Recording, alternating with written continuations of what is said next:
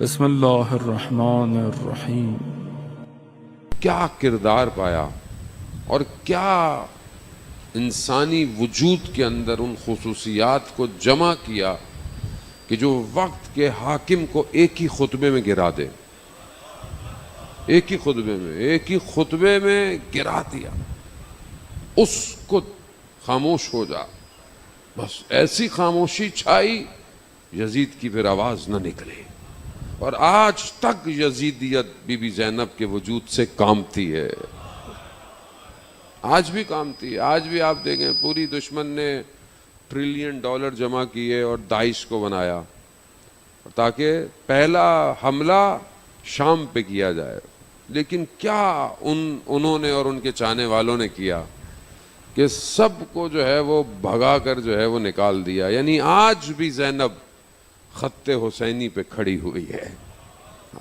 یہی درس لینا ہے کہ ہم جب بی بی کا ذکر کرتے ہیں، ہم بی بی سے کیا زندگی میں اپنے لے رہے ہیں۔ تو عزیزان محترم، بہت ساری خصوصیات ہیں۔ خود بی بی کا اپنا لقب ہے کہ عقیلہ بنی ہاشم ہے۔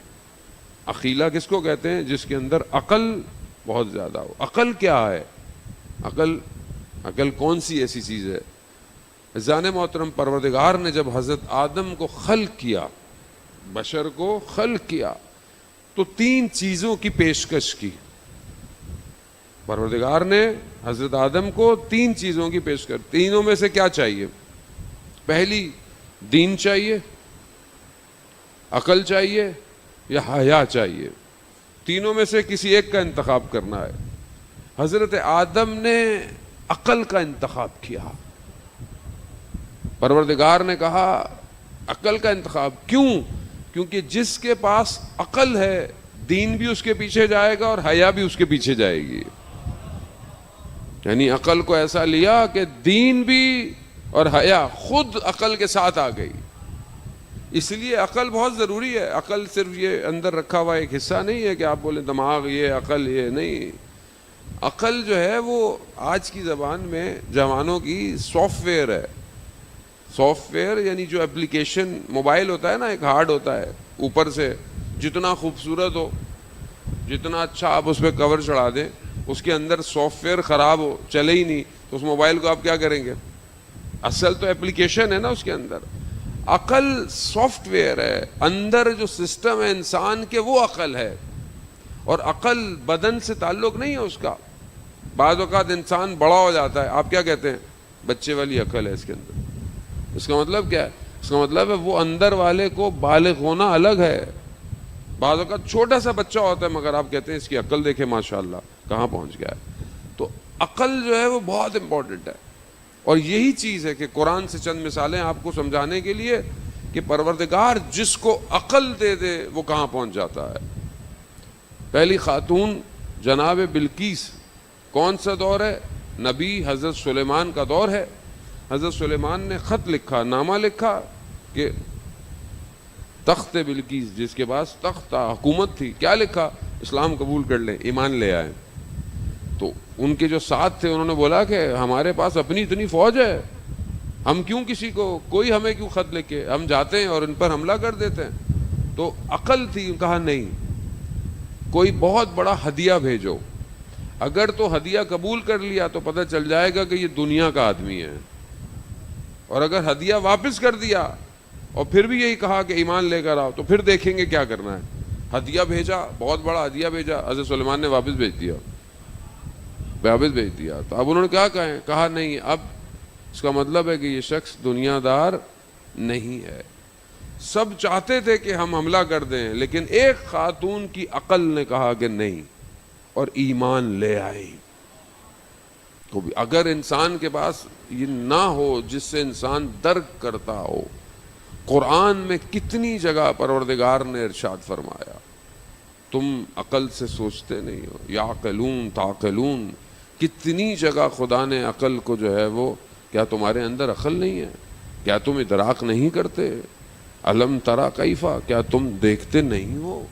عزیزان محترم، آج معاشرے میں جو فقدان ہے، جو مشکلات ہیں، وہ اسی لیے کہ ہماری عقل کو سلا دیا گیا ہے۔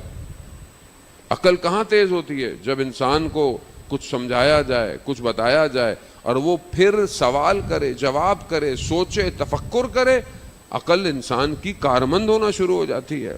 لیکن اگر آپ پابندی لگا دیں سوچنے پر، بولنے پر، بغیر کسی چیز کے، نہیں بس ایمان لے آؤ، سوال نہیں کرنا۔ کرسچن جو مسیحیت کا ایک ٹائم آیا جہاں پر وہ کہتے تھے کہ وہ سوال کریں کہ مطلب یہ کیا ہے، کیسے ہے، حضرت عیسیٰ جو ہیں وہ بیٹے بھی ہیں، وہ باپ بھی ہیں، وہ روح القدس بھی ہیں، یہ کیسے ہے؟ کہتے نہیں، سوال نہیں کرنا، پہلے ایمان لاؤ پھر سوال کرنا، یعنی سوال ہے ہی نہیں، ایمان لے آؤ۔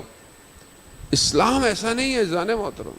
اسلام تو کہتا ہے تم اپنی زندگی کے آخری لمحے تک اگر حق کی تلاش میں بھاگتے رہو اور مر جاؤ تو بھی تم حق پہ مرے ہو، کیونکہ سوال ضروری ہے۔ خدا ایک ہے، وہ کیسے ہے؟ خدا دو کیوں نہیں ہے؟ اور یہ کیسے ہوگا؟ جب آپ عقل، اور یہ عقل کی گفتگو کہاں ہونی چاہیے؟ جہاں سر آپ کو پتا ہے ہماری جو کتاب ہے، جو سب سے امپورٹنٹ کتاب ہے، وہ کون سی ہے؟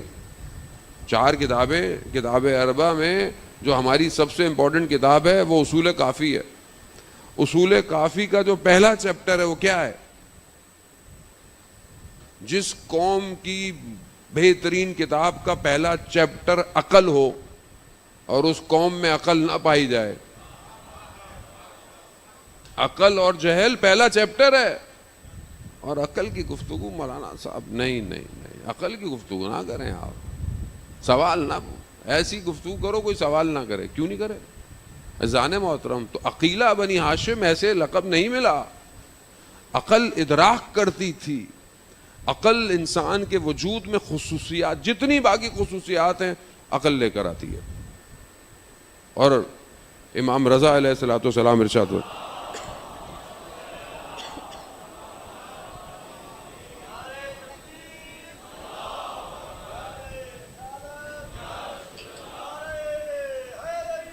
یا علی اللہم صلی علی محمد۔ امام رضا علیہ السلام کی ایک بہت طولانی حدیث ہے، وقت نہیں ہے کہ میں اس کو بیان کروں، کہ امام فرماتے ہیں کہ جس مسلمان کی عقل سالم ہوتی ہے خدا اسے 10 خصوصیات دیتا ہے، 10 کوالٹیز اس کے اندر ہوں، اس کا مطلب ہے اس کی عقل سالم ہے۔ ایک دو بس آپ کی تعریف، آپ کی خدمت میں کہ مجلس کی زینت کے لیے امام کا قول، کیونکہ امام رضا خود فرماتے ہیں لوگوں تک ہماری باتوں کو منتقل کرو، لوگ خود ہم پر ایمان لے آئیں گے، لوگ خود ہم پر، جب آپ مجلس ممبر میں آ کر اپنی باتیں کریں گے تو لوگ کہاں ایمان لے کر آئیں گے بھائی؟ قالا امام صادق بیان کریں، قالا امام باقر بیان کریں، قالا امام رضا بیان کریں، قالا امیر المومنین بیان کریں۔ جب آپ قالا امیر المومنین نہیں بیان کریں گے تو لوگ علی کو نہیں پہچانیں گے، اور جب آپ علی کو اپنے طریقے سے پہچانیں گے تو آپ لوگوں کو علی کے قریب نہیں کر سکتے۔ جب آپ خود علی کی بات نہ کریں گے جو علی نے بات کہی ہے، اور وہ بات کہاں کہی ہے میرے مولا نے؟ کہاں کہی ہے؟ نہج البلاغہ۔ جب ممبر سے نہج البلاغہ نہیں پڑھا جائے گا تو لوگوں کو کیا بتائیں گے مولا علی کیسے تھے؟ پھر جب ہم جیسے ٹیڑے میڑے لوگ گھوم رہے ہوں گے لوگ بولیں گے یہ مولائی آ گیا۔ مولائی تو وہ ہے جسے کم از کم اتنا تو پتا ہو نہج البلاغہ میں خطبے کتنے ہیں، نہج البلاغہ میں نامے کتنے ہیں، لیٹر کتنے ہیں، مولا کے کال کتنے ہیں۔ صحیح مولائی تو وہ ہے کہ کم از کم روز نہج البلاغہ کھولتا تو ہو، مولا آپ نہیں مگر آپ کا کلام تو دیکھ رہا ہوں۔